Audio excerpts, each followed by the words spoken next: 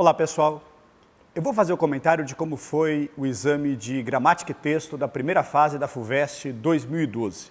Bom, o exame da FUVEST já é um exame que nós aguardamos com uma certa ansiedade e em geral a banca da FUVEST tem nos surpreendido de maneira positiva.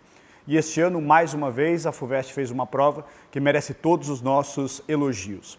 Bom, foram 10 ou 11 questões, dependendo um pouco do critério que a gente usa para contar, que a gente considera questões de gramática e texto. Os textos muito bem escolhidos, de gêneros variados e os enunciados claros, precisos. O que a gente pode dizer é que a FUVEST, há cerca de 7, 8 anos, vinha fazendo uma prova de português que parecia que era baseada apenas no senso comum. E, aos poucos, esse grau de dificuldade do exame da FUVEST foi subindo. E parece que a prova desse ano manteve esse padrão do ano passado. Um exame que já cobra um pouco mais de nomenclatura, de terminologia, de procedimentos de leitura. Não se trata de uma prova exageradamente difícil, mas não se trata também de um exame que é possível responder apenas com base neste senso comum.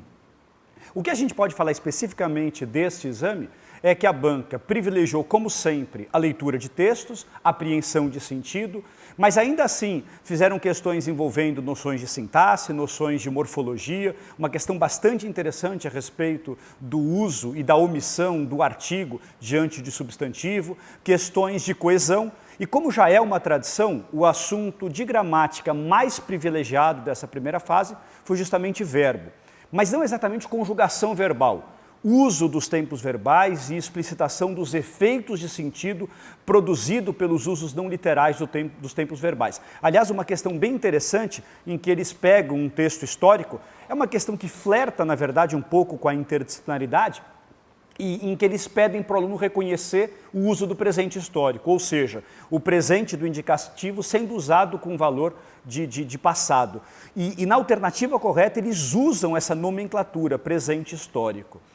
Uma outra questão que talvez tenha causado alguma dificuldade é uma questão baseada num fragmento do Curtiço, em que existe um discurso indireto livre, entre aspas. Alguns alunos poderiam ficar na dúvida se aquilo não é um caso de discurso direto, mas como todas as demais alternativas são inaceitáveis, a gente tem que reconhecer que o Aloysio Azevedo usa o discurso indireto livre com aspas, embora isso não seja prototípico.